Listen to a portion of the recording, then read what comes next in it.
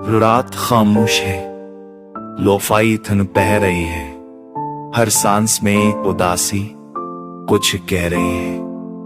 एक फोन के अंदर भी तेरा ख्याल जिंदा है, खामोश दिल की हर धड़कन आज भी शर्मिंदा है। हमने चाहता तुझे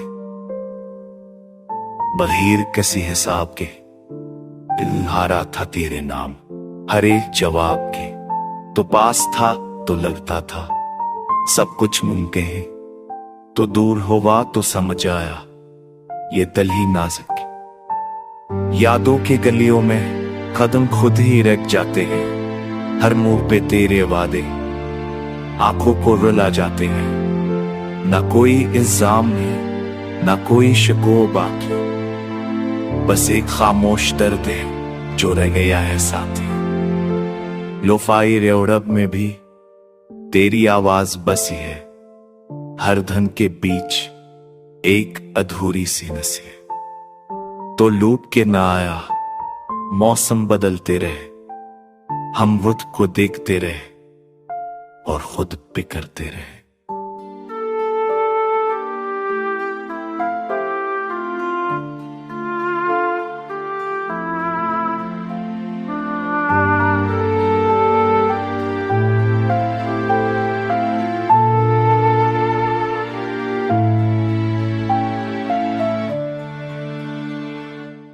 हमने जो ख्वाब बुने थे नींदों में छपकर, वो सब आंसू बन गए तन्हाई में घुलल कर।